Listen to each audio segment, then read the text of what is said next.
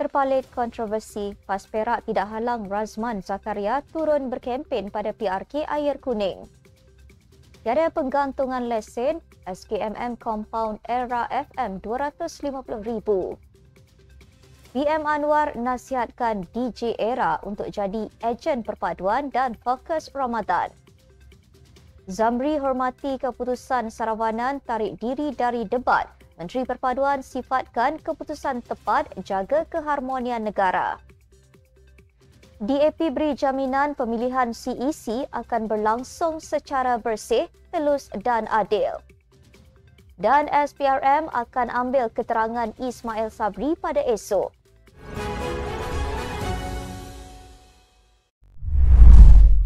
Bismillahirrahmanirrahim. Assalamualaikum dan salam Malaysia Madani. Bersama saya Asma Ismail dalam Nextstep News edisi tengah hari.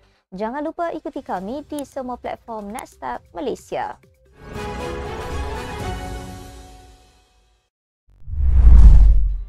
PAS Perak tidak menghalang Razman Zakaria yang terpalit kontroversi susulan ceramahnya sehingga mengundang Samad Fitnah untuk turun berkempen pada PRK Dun Air Kuning bulan depan.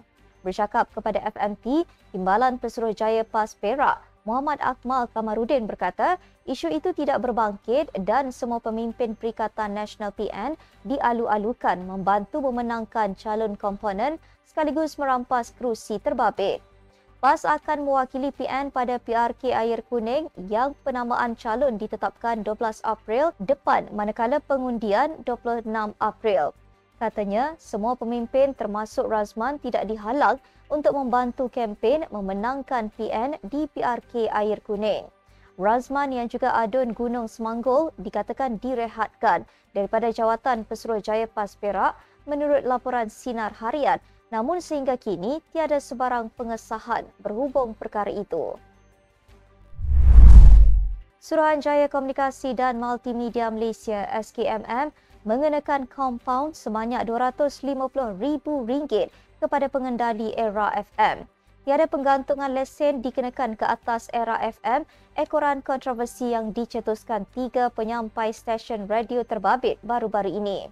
Difahamkan tindakan itu dibuat berhubung kesalahan di bawah Seksyen 233 Akta Komunikasi dan Multimedia 1998 iaitu kerana memuat naik kandungan celik melampau. SKMM telah menerima rayuan daripada Mesra Broadcast Sdn Bhd selaku pengendali stesen radio Era FM berhubung notis niat penggantungan lesen yang telah dikeluarkan kepada syarikat tersebut pada 7 Mac 2025.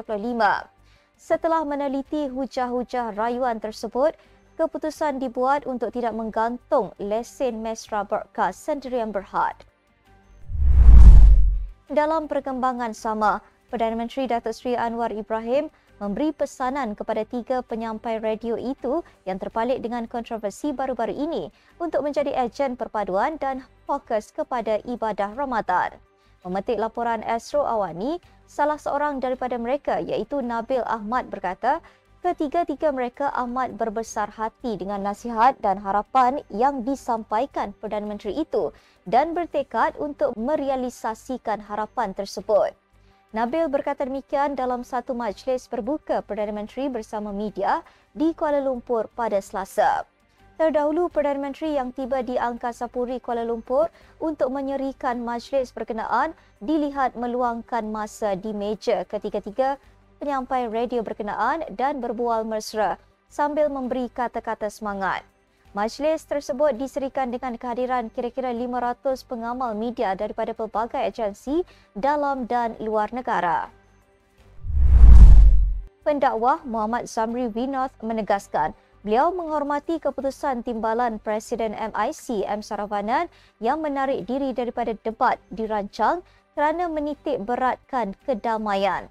Susulan itu, beliau menyatakan kesediaan untuk menyahut sebarang cabaran debat atau dialog ilmiah dan matang daripada sesiapa sahaja. Sebelum ini, Saravanan memutuskan untuk tidak meneruskan debat berkaitan agama dengan Muhammad Zamri demi menjaga perpaduan negara. Sementara itu, Menteri Perpaduan Negara Aaron Ago Dagang berkata, keputusan Saravanan tidak meneruskan debat itu merupakan tindakan amat tepat dalam menjaga keharmonian dan perpaduan negara. Beliau juga menghargai langkah dan usaha Muhammad Zamri menyambut baik perkara itu. Beliau berkata keputusan itu mengingatkan seluruh masyarakat tentang kepentingan untuk mengekalkan perpaduan dalam kalangan rakyat Malaysia yang terdiri daripada pelbagai latar belakang agama, budaya dan bangsa.